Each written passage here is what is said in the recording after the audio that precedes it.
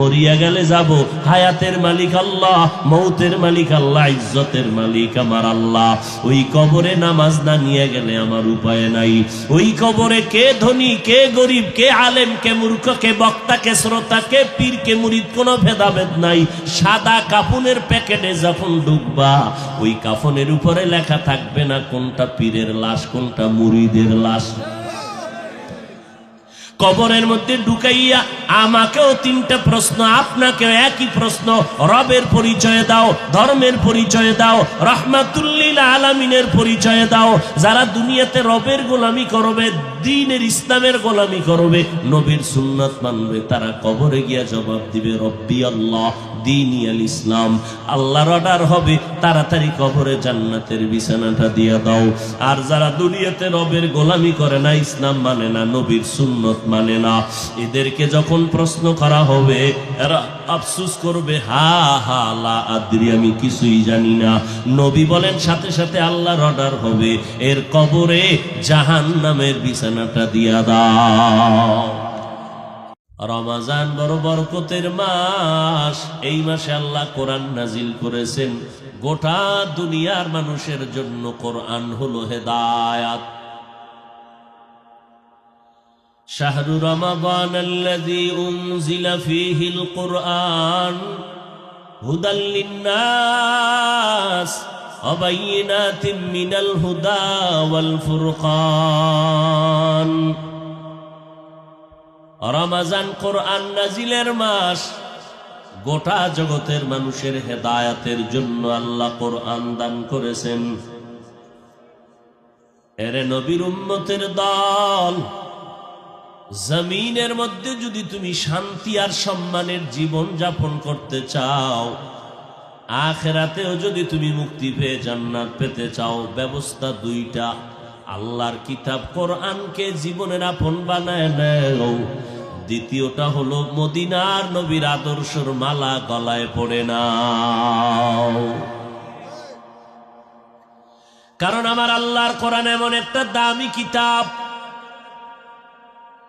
যে কিতাবটা ধরলে বরকত, যে কিতাবটা পড়বেন তাতেও বরকত, যে কিতাবটা খুলে দেখবেন তাতেও বরকত, যে কিতাবের আওয়াজটা কানে শুনবেন তাতেও বরকত।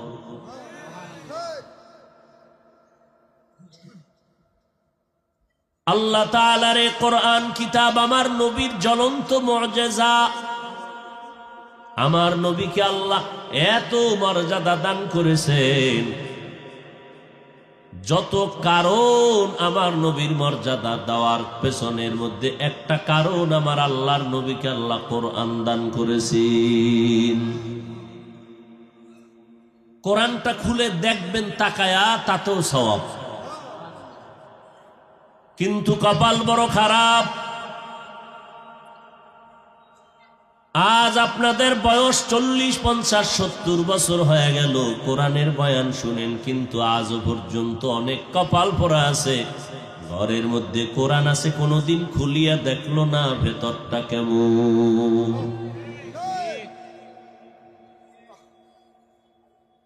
অথচ আল্লাহর কোরআনের তেলাওয়াত শুনলে কলিজা ঠান্ডা হয়ে যায়।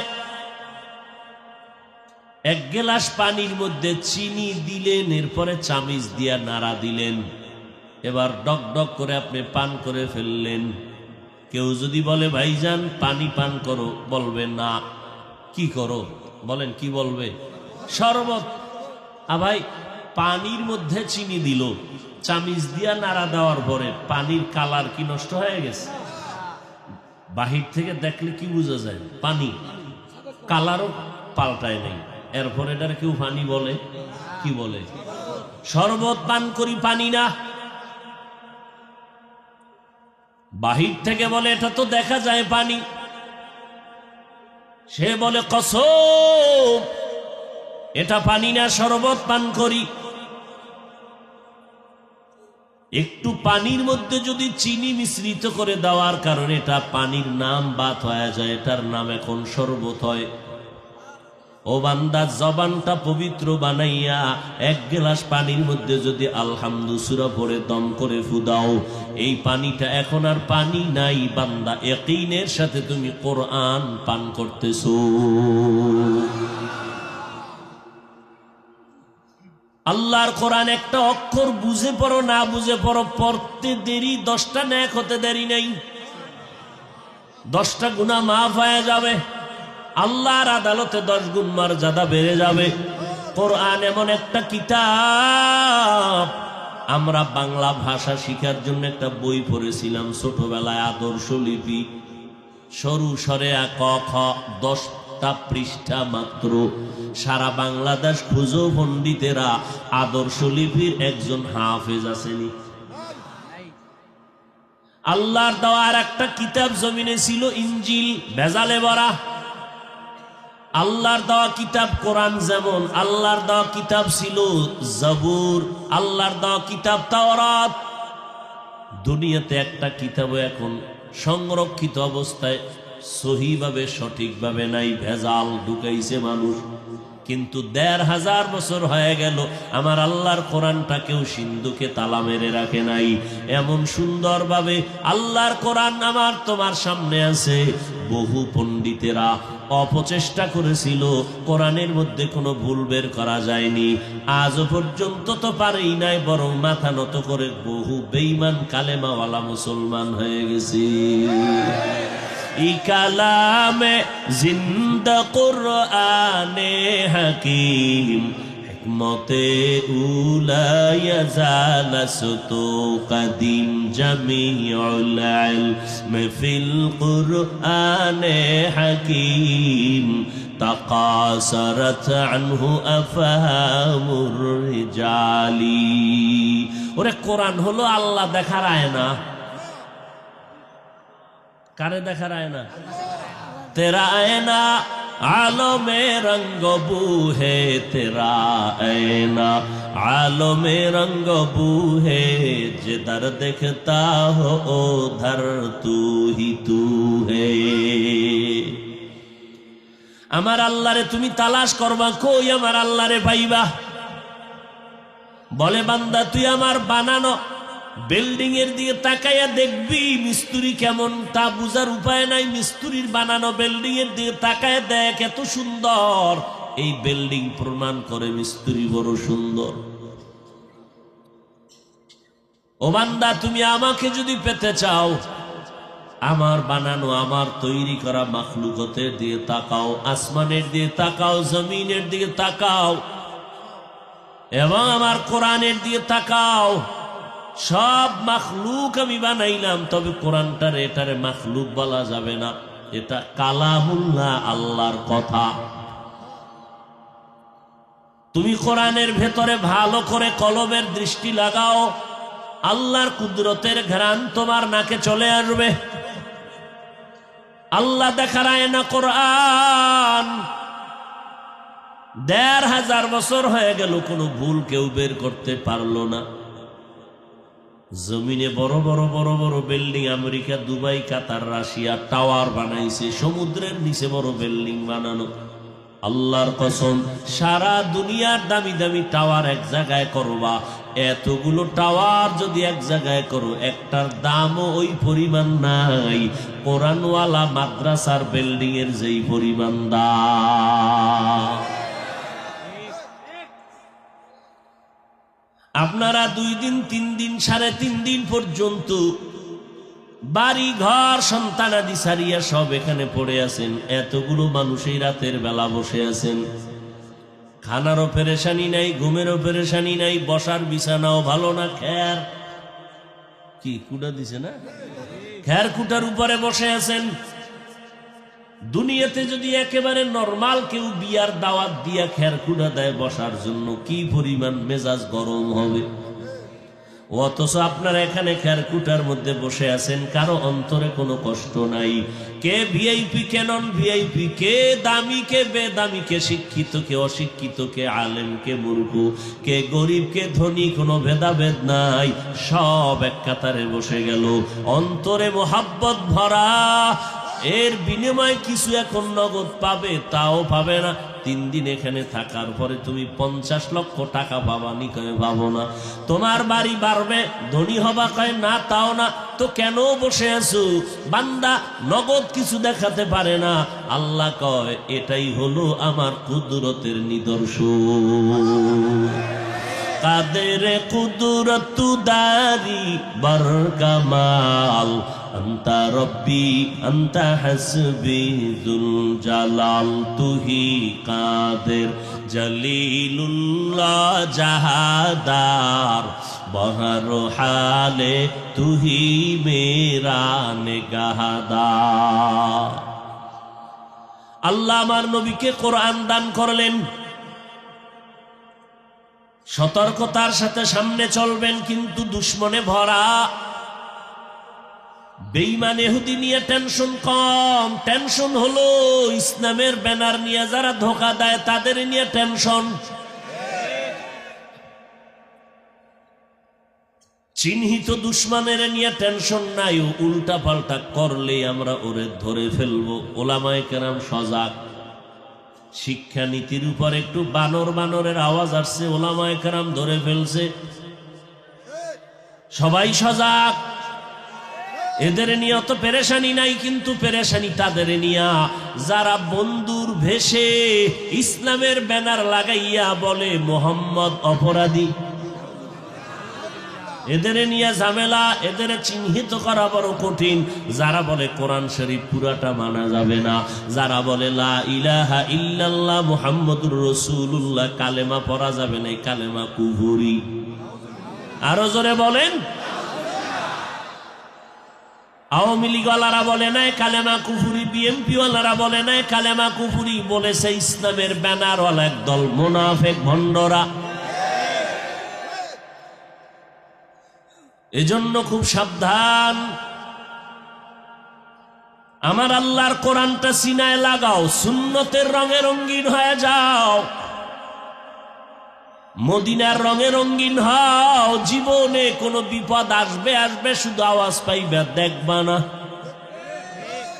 তোমার শরীরে স্পর্শ করতে পারবে না, কারণ তোমাকে আমাকে হেফাজত করবেন আমার আল্লাহ। হেফাজত কে করবেন?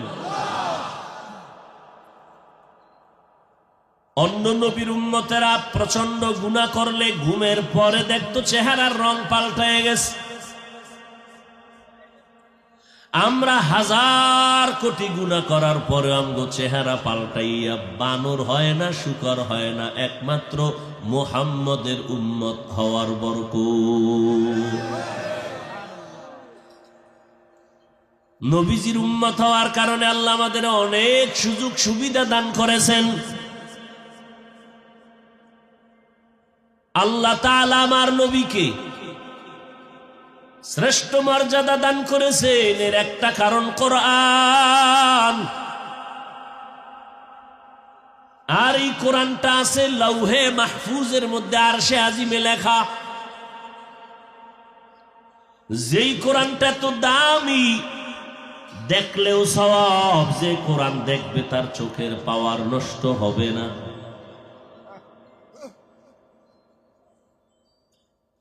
কোরআন দেখো, চোখের পাওয়ার নষ্ট হবে না। তুমি কোরআন না দেখে সারাটা রাত মোবাইল নিয়ে মোরাকাবায় কাটাও, তোমার চোখ পাওয়ার শেষ, মাথা ব্যথা শুরু, কিডনি শেষ, হার্ট শেষ। আল্লাহ মোবাইলের গুনাহের থেকে আমাদেরকে হেফাজত করেন। এ কোরআন লৌহে মাহফুজের কোরআন। আমার নবীকে কোরআন দিলেন। এই যে কোরআন শরীফটা আছে, 250 গ্রাম ওজনও হবে না, 30 পারা কোরআন, কিন্তু হাকিকতের ওজন কত? আসমান বলে আল্লাহ আমরা এর ওজন সইতে পারব না, জমিন বলে পারবো না রে মালিক, পাহাড় বলে পারবো না রে আল্লাহ, এ কোরআনের ওজন সহ্য করা যাবে না। কোরআনের ওজন কত? জিবরাইল আমিন হেরা গুহার মধ্যে আইসা নবীর সিনার সাথে সিনা লাগা একটা চাপ দিছে, মাত্র 5টা আয়াত পড়ছেন। ইকরা বিসমি রাব্বিকাল্লাযী খালাক, খালাকাল ইনসানা মিন আলাক, ইকরা ওয়া রাব্বুকাল আকরাম আল্লাযী আল্লামা বিল কলম, আল্লামাল ইনসানা মা লাম ইয়ালাম। 5টা আয়াত পড়ছেন। নবী কয়ের যে ওজন শুরু হয়েছে আমার বডির ভিতরে, এই পরি উঠলো। নবী বলেন, বুখারীর ইবারত, যে আমি মনে করতেছি আমি মরে যাব, এত পরিমাণ কষ্ট। কোরআন আমার আল্লাহর নূর। আল্লাহ তাআলা বলেন এটা নূর, এটা জমিনের কোন এলেম না, আসমানের এলেম, আরশে আজিমের এলেম। আরশে আজিম নূরের তৈরি, জিবরাইল ফেরেশতাও নূরের তৈরি। আল্লাহর কোরআনটাই না নবীর কাছে মাত্র 5 আয়াত দিলেন। নবী সহ্য করতে না পেরে জ্বর উঠে গেল। একটা দৌড় দিয়া মা খাদিজার ঘরে গিয়া বলে, জাম্মিলুনি জাম্মিলুনি, আমারে কম্বল দিয়া ধরো, জ্বর আমি সইতে পারতেছি না। 5টা আয়াতের পর 1 বছর 2 বছর 3 বছরের মতো আর কোরআনের আয়াত নিয়ে জিব্রাইল আর আসে না। দীর্ঘ 2-2.5 বছর গেছি গা। এর অনেক পরে নতুন করে আবার কোরআনের আয়াত নিয়ে জিব্রাইল আমিন আসলেন। ইয়া আইয়ুহাল মুদ্দাসসির কুম ফাআনজির। এই যে কোরআনটা 250 গ্রাম ওজনের কোরআন, নবীর কাছে 5 আয়াত দিছে, সেই ওজনে নবী অসুস্থ। এই কোরআন আমার নবীকে দিতে দিতে লাগছে 23 বছর। কয় বছর? আর সেই কোরআন আপনি রাতারাতি একা একা হইরা মুফাসসির হয়ে যাবেন, এত সোজা?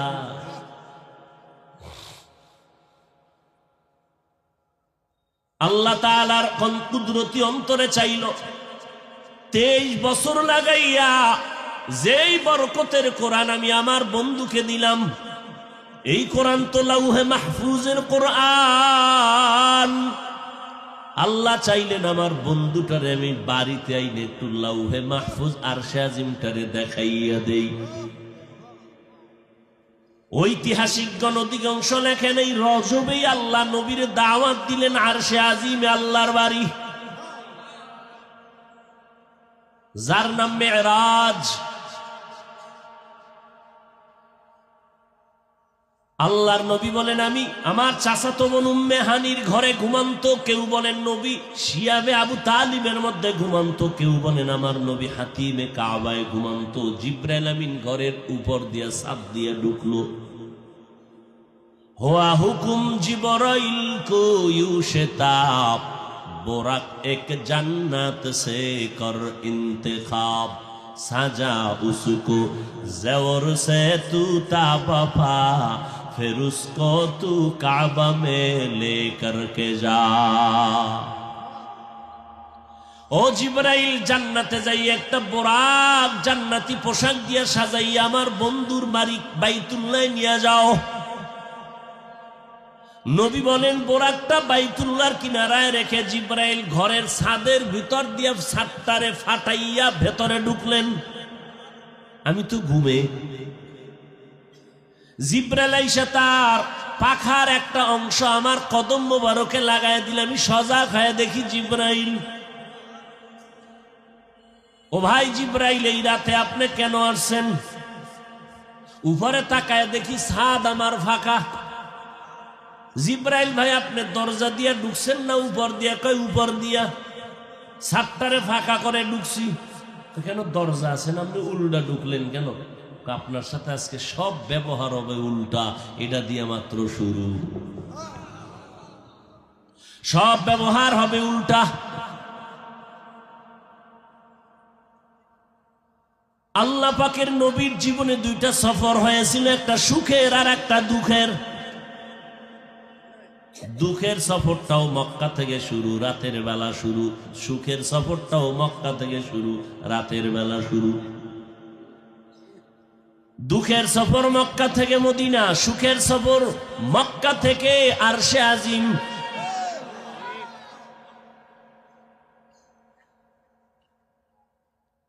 ওই দুঃখের সফর মক্কা থেকে মদিনা, আর সঙ্গী সফর সঙ্গী আবু বকর, আর সুখের আনন্দের সফরের সঙ্গী জিবরাইল আমিন। মক্কা থেকে মদিনায় যদি হেঁটেও যায় 2-3 দিনের বেশি লাগে না, কিন্তু হিজরতের রাতে আমার নবী আবু বকরকে নিয়ে রওনা হইয়া 14 দিন লাগাইলেন মদিনায় যাইতে। আর মক্কা থেকে বাইতুল মাকদিস যাইতে 1 মাস লাগে। ওখান থেকে প্রথম আসমানে 500 বছরের পথ। মদিনার নবী বলেন, আমারে জিব্রাইল আমিন আইসা দইরা নিয়ে গেলেন হাতিমে কাবার কাছে। ওখানে আমাকে শোয়াইলেন। এরপরে আমার বুকটাকে চিরলেন, কলবকে বের করলেন, স্বর্ণের পেয়ালায় রাখলেন, জমজমের পানি দিয়া ধুইলেন। জমজমের পানি দিয়ে আমার কলবটাকে ধুইয়া আবার আমার ভেতরে দিয়া বুকটারে লাগায় দিলেন, সিনাটারে আটকায় দিলেন। সেলাই লাগলো না, অস্ত্র লাগলো না, রক্ত গেল না, আমি মুহাম্মদ ব্যথাও পেলাম না। এইভাবে আমার জীবনে 4 বার কুদরতের অপারেশন হয়েছে। কয়বার? 4 বার। শিশুবেলা 1 বার হয়েছে, মেরাজে যাওয়ার আগে আর 1 বার আল্লাহ পাওয়ার ঢুকাইছে। কারণ আগুনের পথ, মাওলার নূরের পথ আমার বাড়ি দিয়ে যাওয়া লাগবে। আমার এখন পাওয়ার কম, আমার আল্লাহ কুদরতের পাওয়ার দিয়ে দিছে।